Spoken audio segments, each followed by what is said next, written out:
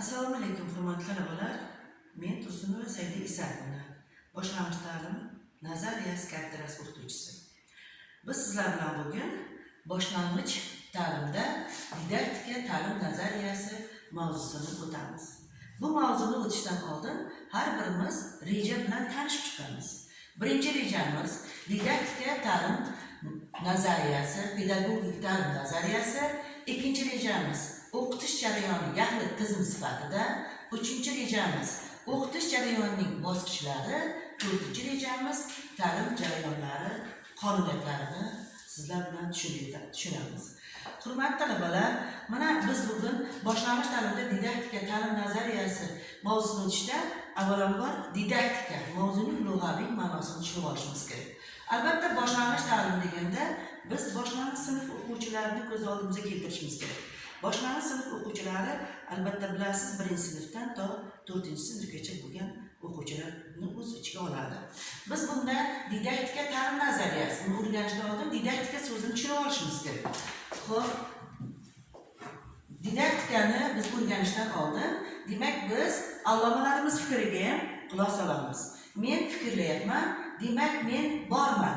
Bu buyuk pedagog Dekartning so'zlari.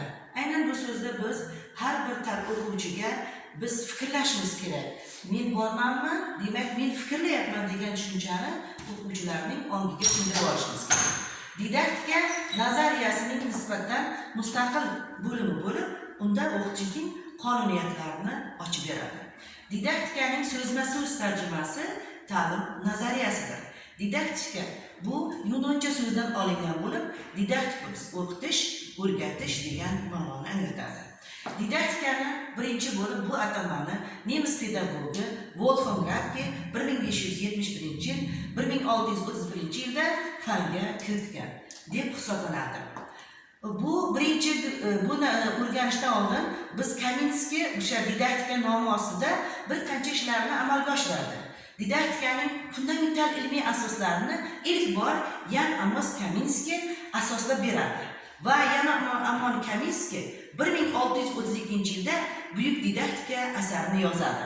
Bu asarda aynan didaktika haqida Kaminskiy shunday deydi: hamma narsaga o'rgatish san'ati deb tushuntirib ketadi. Albatta bu didaktikada biz o'qituvchining bor xususiyatlari, uning dars jarayonida foydalanadigan metodlari, vositalari haqida, o'qituvchi aktrisa, o'qituvchi har tomonlama, nutqi ravon, har tomonlama rivojlangan bo'lishi kerak. Shuning uchun ham bu yerda Kaminskiy didaktikani hamma narsaga o'rgatish san'ati deb tushuntirib o'tadi. Xo'p, biz mana shu didaktikani o'qitish jarayonida bu yerda o'qitish haqida fikrlab ketamiz. O'qitish jarayonida o'qituvchi va tahsil oluvchining maqsadga qaratilgan birgalikda faoliyati jarayoni bo'lib, bu jarayonda tahsil oluvchilarni rivojlantirishga amalga oshirish ko'rsatib o'tiladi. O'qitish jarayonida 3 ta vazifani bajaradi. Bu 3 ta vazifa 3 ta maqsad ham hisoblanadi. Birinchisi ta'limiy, o'sha darsimizning ta'limiy jihatlarini ochib berishimiz kerak.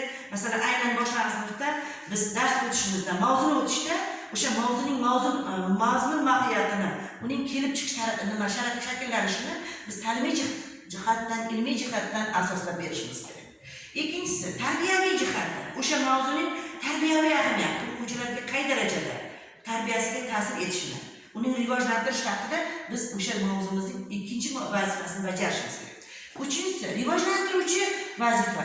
Bu vazifa asosan albatta bilasiz, dars jarayonida biz o'quvchilarni rag'batlantirib, uni o'sha hayotga qiziqtirib, mavzuga yana ham qiziqishini oshirish uchun rivojlantiruvchi vazifadan bajaradi.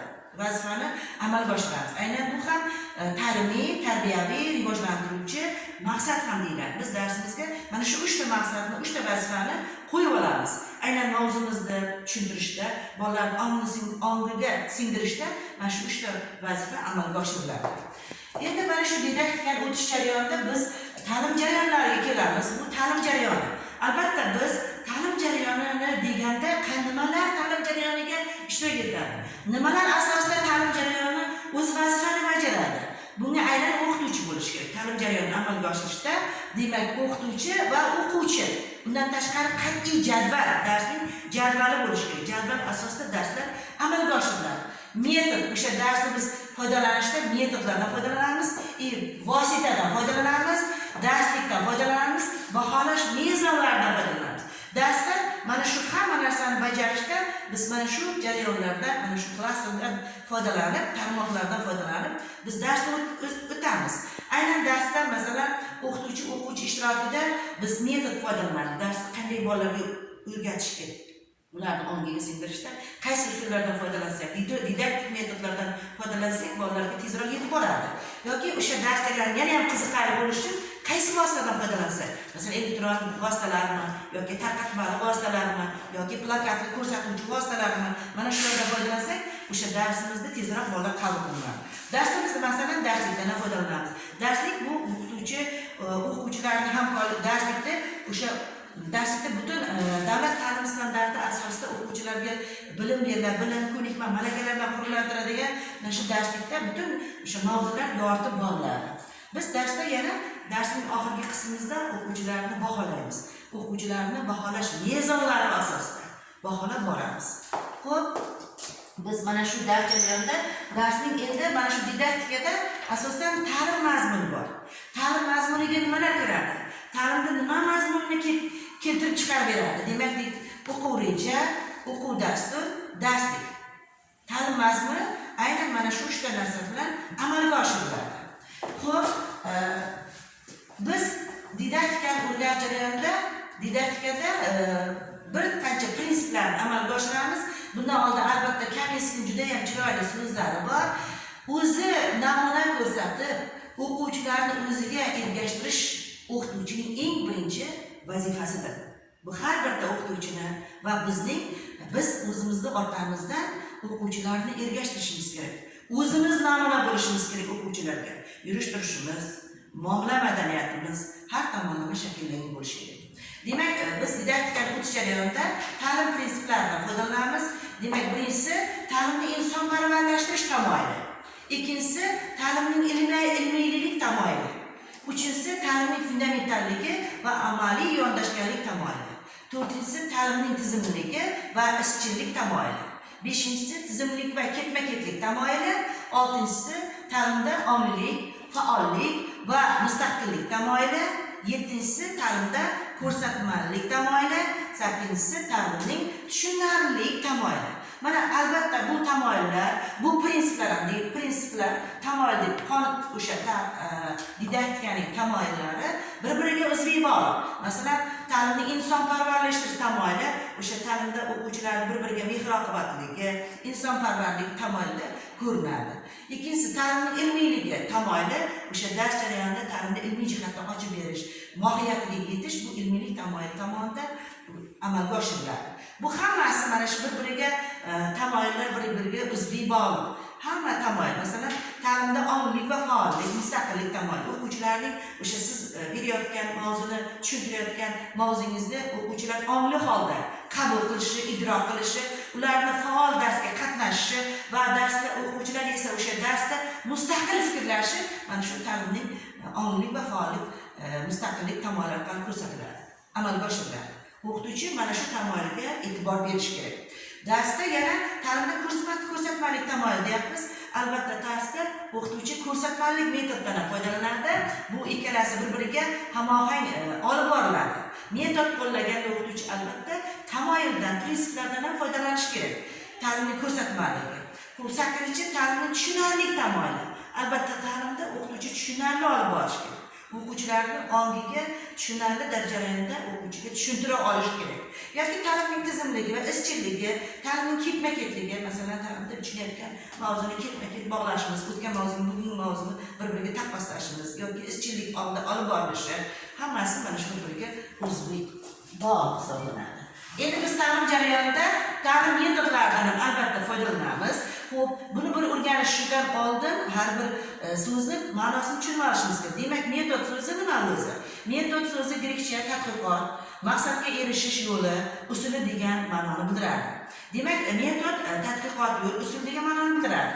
Bu so'zning etimologiyasi kelib chiqishi, ya'ni uning ilmiy kategoriyasi sifatidagi talqindagi ham aks etgan. Metod eng umumiy ma'noda maqsadga erishish yo'li. ma'lum tarzda tartibga solingan faoliyat. Albatta, metod orqali o'qituvchi ma'lum tarzda tartibga solib oladi dars jarayonida. Mana shu metod bilan o'qituvchi o'sha mavzusini o'quvchilar ongiga singdirib bera oladi. Xo'p, endi mana bu yerda biz ilmiy tadqiqot metodlarini asosan men o'zim o'sha dars jarayonida 3 ta katta guruhga bo'lib olaman. Aynan biz metodlarni 3 ta guruhga bo'lsak bo'ladi. Birinchisi ilmiy tadqiqot metodlari desak bo'ladi. Bu fanda asosda berilgan, bunga so'rash, test so'rovnomalari, kuzatish, statistika ma'lumotlarini tahlil qilish, matematika, kibernetika, maktab hujjatlarini tahlil qilish, o'quvchilarning ijodkorligini oshirish, suhbat, bu mana shu metodlar bir-biriga o'zbek bog'liq. Masalan, o'qituvchi dars jarayonida so'raydi. Mana so'rash metodidan foydalanadi. Savol-javob orqali o'sha dars jarayonida har bir darsda so'rashdan foydalanib o'quvchilarni baholab oladi. Va dars jarayonida suhbat jarayoni amalga oshib ketadi. Bunda masalan so'rash jarayonida o'qituvchi birdan o'quvchi bilan suhbat amalga oshiriladi. Yoki kuzatish, o'sha kuzatishni biz masalan 1 yil, 2 yil kuzatish ham bor. Yoki darsda o'qituvchi doim o'sha xotirjam nima bo'lish kerak. Har bir o'quvchini dars jarayonida kuzatib borish kerak. Qani darsga bolalar diqqati bormi? Ular sizni eshitayaptimi, tinglayaptimi? Yo qabul qilyaptimi? Qay daraja? Mana shu metodlar bir-biriga bog'liq holda amalga oshiriladi. Bundan tashqari, xo'p, men hozir aytib o'tdim, demak metodlarni 3 ta katta guruhga bo'ladigan bo'lsa, bu ikkinchi metodlarimiz an'anaviy. Ya'ni bu manbasiga ko'ra ta'lim metodlari tasniflanadi, ya'ni turlarga bo'linadi. Bular qanday turlar? Demak, og'zaki, ko'rgazmali, amaliy, kitob bilan ishlash yoki video metodlari hisoblanadi. Xo'p, bu metodlar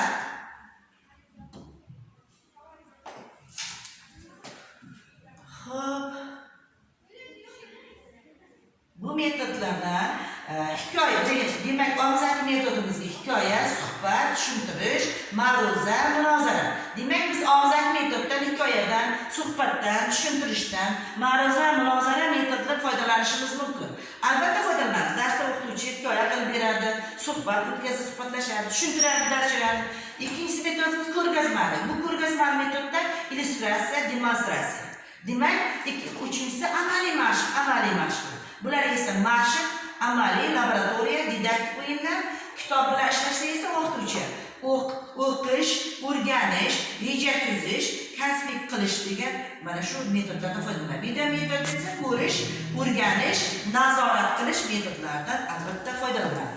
Xo'p, yana shu narsani aytish mumkinki, biz hozir aytib o'tib ketdik mana shu yerda.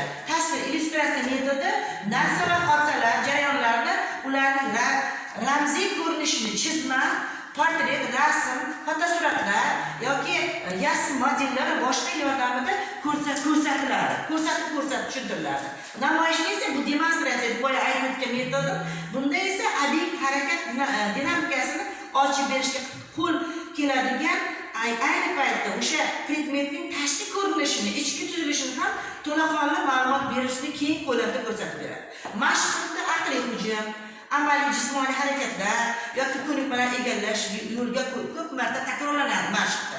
Didaktik o'yinlarda esa o'rganilayotgan obyekt, hodisa jarayonlarini modellashtirish asosida o'quvchining bilishga bo'lgan qiziqishi, faollik darajasi, dinamikasi ko'rsatib beriladi. Laboratoriya esa asosan boshlang'ичda kamroq o'tiladi. Bu o'tilmaydi. Laboratoriya o'shaning uchun bu metoddan biz foydalanmaymiz.